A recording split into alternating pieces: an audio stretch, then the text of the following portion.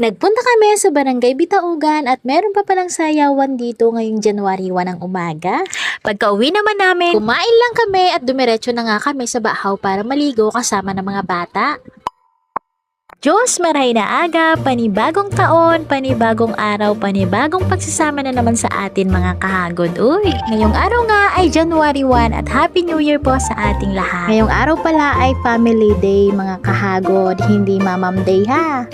Bagong taon na, kaya magbagong buhay na. At habang kami naglalakad papunta sa baybay, ay nasa lubong namin ito si Kamorchan. Siya nga ho pala ay isa ring content creator dito sa presentasyon. At dito nga ay papunta na kami sa Barangay Bitaugan gamit itong bangka. Napakaganda nga ng dagat ngayon at wari ko'y tinatawag na naman kami ng dagat para maligo. Kaya naisip ko na naman maligo sa Bahaw Falls ngayong araw pagkatapos ng lakad namin ngayon. Nga po pala, hindi naman kalayuan itong Barangay Bitaugan at mabilis nga lang namin itong narating. Pagkababa naman namin ng bangka, pansin ko kaagad itong mga bangka ay mga nakalutang sa hangin. Tignan nyo naman po yung mga bangka rito kapag kahunas ay mistulang mga nakalutang sa hangin. At dahil nga po hindi ako taga rito ay meron na namang tanong na pumasok sa aking isip na paano na lang kapag ka may emergency o kaya hating gabi na kinakailangan mong gamitin yung bangka at nagkataon naman na hunas. Mabuti na lang din at walang mga batang lumalambitin sa cottage. Siya nga ho pala, pangalawang beses ko palang nakapunta rito kaya wala talaga akong masyadong alam at kakilala sa lugar na ito. At ang isa rin sa kapansin-pansin sa bawat barangay na presentasyon ay ang seawall sa tabing dagat. Halos lahat yata ng barangay dito ay may seawall. Malaking bagay talaga ang seawall lalo na kapag may bagyo. Pagdating naman namin sa kanilang covered court ay dumadagundong pa rin talaga ang tugtugan at meron pang sayawan.